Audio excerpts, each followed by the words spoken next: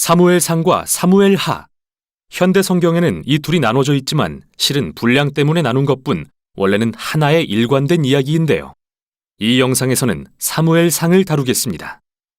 이스라엘은 이집트의 종살이에서 해방된 후 시내산에서 하나님과 언약을 맺고 마침내 약속의 땅으로 들어왔습니다.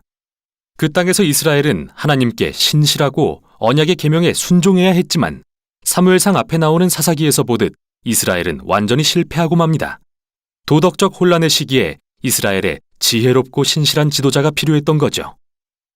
바로 이 책이 이 필요에 답을 줍니다. 사무엘 상하의 이야기는 세 주요 인물에 초점을 맞추는데요. 선지자 사무엘, 이 책의 이름이죠. 사울 왕, 그리고 다윗 왕입니다. 이 세 명은 이스라엘을 사사들이 치리하던 지파들로부터 다윗 왕이 예루살렘에서 다스리는 통일 왕국으로 전환시킵니다. 이 책은 흥미로운 구성으로 세 명의 이야기를 네 부분에 걸쳐 엮어 놓았습니다. 사무엘은 첫 부분의 핵심 인물로서 지도자 겸 선지자이고 이어지는 두 번째 부분, 사울 이야기에서도 중요한 역할을 맡습니다. 이 부분은 둘로 나뉘는데 처음은 사울의 집권과 실패, 다음은 그의 몰락과 비극적 죽음에 대한 이야기입니다. 그의 극적인 몰락은 다윗의 흥미진진한 집권 과정과 대조됩니다. 이후 다윗의 이야기도 둘로 나뉘는데요. 처음에 그는 성공 가도를 달리지만 이후 치명적인 실패를 저질러 자기 집안과 왕국을 서서히 무너뜨리고 말죠. 그리고 책은 전체 이야기를 회고하며 끝을 맺습니다. 그럼 이야기 속으로 들어가 볼까요? 첫 부분은 혼란의 사사시대가 배경이고 감동적인 이야기의 주인공인 한나라는 여인을 소개합니다. 한나는 아이를 가질 수 없어 오래 슬퍼했는데 하나님의 은혜로 마침내 사무엘이라는 아들을 갖게 됩니다.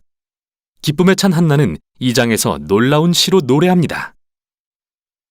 그녀의 시는 하나님이 어떻게 교만한 자를 낮추시고 겸손한 자를 높이시는지, 어떻게 비극과 인간의 악에도 불구하고 역사 속에서 자신의 목적을 이루시는지, 또 언젠가 자신의 백성을 위해 기름 부음 받은 왕을 세우실 일에 대해 노래합니다. 한나의 시가 서두에 배치된 이유는 이 핵심 주제들이 이야기 전체에 걸쳐 등장하기 때문이죠. 다음처럼요. 사무엘은 자라서 이스라엘 백성의 위대한 선지자 겸 지도자가 됩니다. 그 당시 최대의 적수였던 블레셋과의 결정적인 전투에서 이스라엘은 교만하여 기도로 하나님의 도움을 구하는 대신 언약궤가 마법처럼 승리를 줄 거라 믿고 그걸 들고 전쟁에 나갑니다.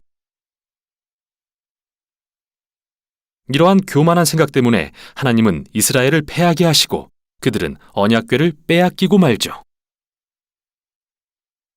블레셋 사람들이 언약궤를 자신들의 신인 다곤 신전에 두자 이스라엘의 하나님은 블레셋과 다곤 신을 군대가 아닌 전염병으로 물리치십니다.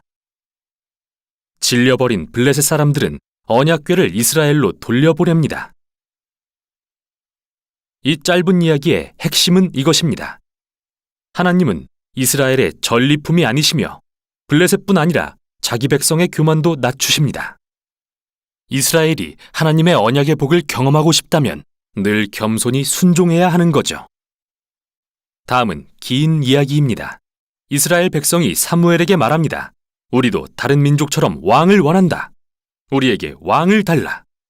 발끈한 사무엘이 하나님께 나아가 묻자 하나님은 그들의 동기는 잘못됐지만 그들이 왕을 원한다면 세워주라고 대답하십니다. 이렇게 해서 사울이 등장합니다. 사울은 전도유망했으나 비극적인 인물입니다.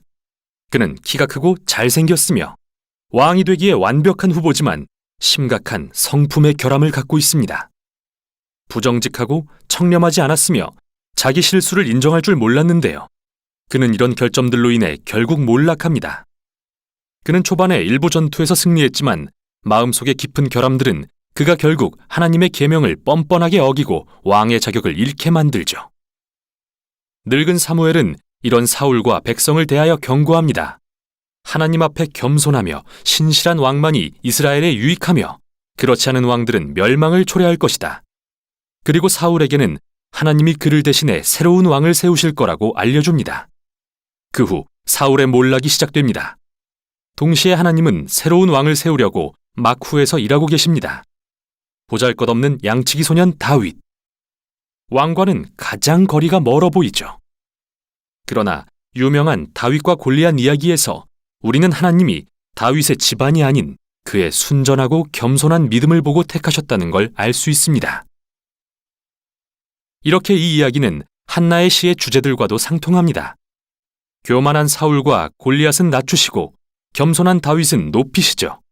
이때부터 사울은 서서히 미쳐가고 다윗은 권세를 얻기 시작합니다. 다윗은 사울의 군대장이 되어 싸우는 전투마다 승리하고 명성도 얻게 되죠. 그러자 사울은 질투심에 불타 다윗을 찾아내 죽이려고 쫓아다닙니다. 아무 잘못도 없는 다윗은 그저 광야로 도망다니며 기다릴 뿐이죠. 여기서 다윗의 진면목이 드러나는데요. 여러 번 사울을 죽일 기회가 있었지만 죽이지 않았고 사울의 악에도 불구하고 하나님이 자기 백성을 위해 왕을 세우실 것을 믿습니다. 또 흥미로운 점은 시편의 수많은 다윗의 시가 바로 이 시기에 그의 삶과 연관되어 있는데 한결같이 이러한 믿음을 표현하고 있다는 겁니다. 결국 이 부분은 사울이 블레셋 전투에서 패하고 처참하게 죽는 장면으로 끝납니다.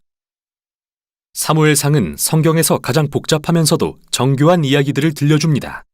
사울과 다윗이라는 인물을 매우 현실적으로 묘사한 것도 그들을 일종의 인물 연구처럼 제시해 독자들이 그 안에서 자신을 발견하게 하려는 의도죠.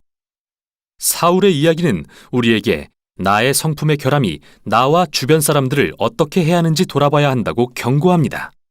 우리는 하나님의 도우심을 받아 겸손히 나의 어두운 면을 다루어 사울처럼 되지 않아야 할 것입니다. 다윗은 반대로 인내하며 하나님의 시간을 기다린 본보기로 묘사됩니다. 그는 광야에서 사울에게 쫓겨 도망다니는 중에 하나님이 자기를 버리셨다고 생각할 이유가 충분했지만 그러지 않았죠. 우리는 다윗의 이야기를 통해 하나님은 인간의 악에도 불구하고 교만한 자를 낮추고 겸손한 자를 높여 자신의 목적을 이루시는 분임을 신뢰하게 됩니다. 여기까지가 사무엘상입니다.